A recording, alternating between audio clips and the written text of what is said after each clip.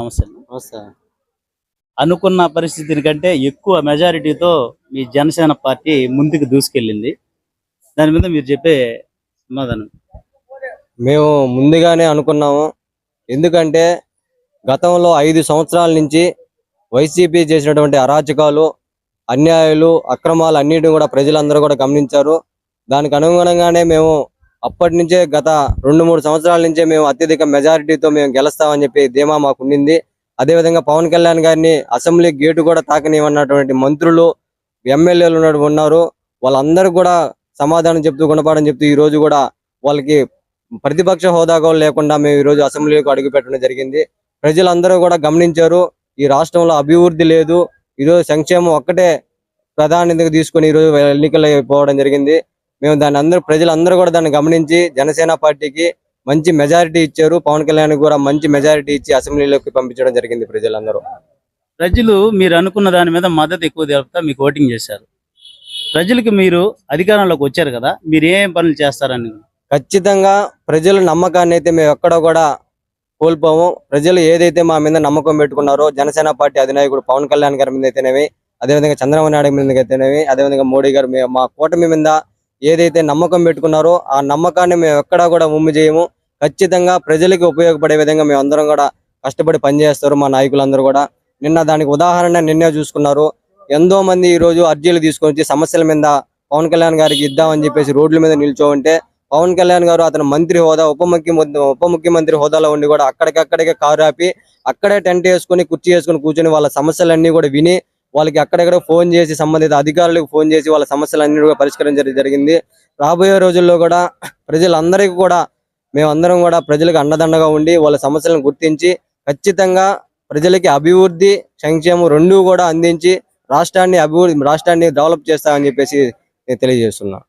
మీ పార్టీలో సూపర్ 6 పథకాలు ఎంతవరకు అవలంబిస్తారు?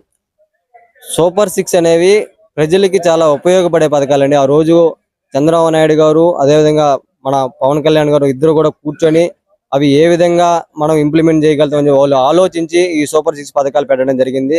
ఖచ్చితంగా రాబోయే రోజుల్లో రాష్ట్రానికి కావాల్సిన నిధులు, నియామకాలు అన్ని కూడా తీసుకొని వచ్చి అభివృద్ధి కూడా చేసి వాళ్ళందరికీ ప్రజలకు కూడా సూపర్ 6 పథకాలు అందరికీ కూడా అందించే విధంగా మా నాయకులు కష్టపడి పనిచేస్తారు. వాళ్ళకి ఆలోచన ఉంది, వాళ్ళని చేయగల తెలివి, కెపాసిటీ అన్ని కూడా ఉన్నాయని చెప్పేసి మేము ప్రగాఢంగా నమ్ముతున్నాం. మా జన సైనికులకైతేనేమి, టీడీపీ నాయకులకైతే ఎవరికి కూడా దాంట్లో అపోహాలు లేవు. ఖచ్చితంగా సూపర్ 6 పథకాలని ప్రజలకు అందిస్తాం, వాళ్ళ మనల్ని కూడా పొందుతామని చెప్పి తెలియజేస్తున్నాం. మీరు అధికారంలోకి వచ్చారు కదా, ఇప్పుడు ఏ పనుల మీద ముందు దృష్టి సాధిస్తారు? ఖచ్చితంగా మా అధినాయకుడు ఏదైతే మన మంత్రివర్గాలు తీసుకున్నారో అదేవిధంగా గ్రామీణ అభివృద్ధి, అదేవిధంగా అటవీ శాఖ అభివృద్ధి అన్నిటి కూడా సైన్స్ అండ్ టెక్నాలజీ అన్నిటి మీద కూడా ఇంకా ప్రత్యేకంగా దృష్టి సాధించడం జరిగింది. గ్రామాల్లో రోడ్లు అయితేనేమి, అదేవిధంగా మౌలిక వసతులు అయితేనేమి, మంచినీరు, తాగునీరు అయితేనేమి, అదేవిధంగా యువతకి ఉద్యోగాలు అయితేనేమి, వీటన్నిటి మీద కూడా ముందుగా దృష్టి పెట్టడం జరుగుతుంది.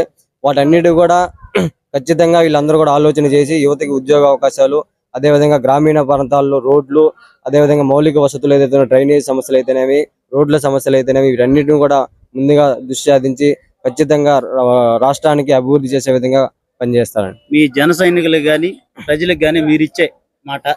జన సైనికులు గత 10 సంవత్సరాల నుంచి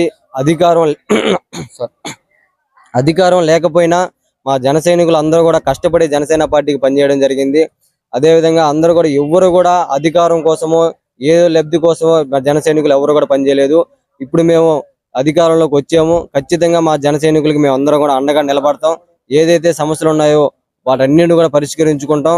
వాళ్ళని కూడా అధికారంలో వచ్చాం కాబట్టి వాళ్ళకి కావాల్సినటువంటి ఉద్యోగాలు అయితేనేవి, చిన్న చిన్న సమస్యలు అయితేనేవి మేము కూడా వాళ్ళకి అన్నదండలుగా నిలుస్తాము.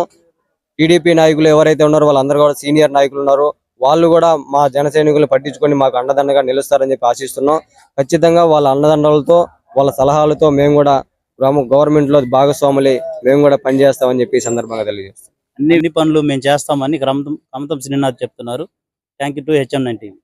మరిన్ని అప్డేట్స్ కోసం మన HN9 TV ఛానల్ ని సబ్స్క్రైబ్ చేసుకోండి.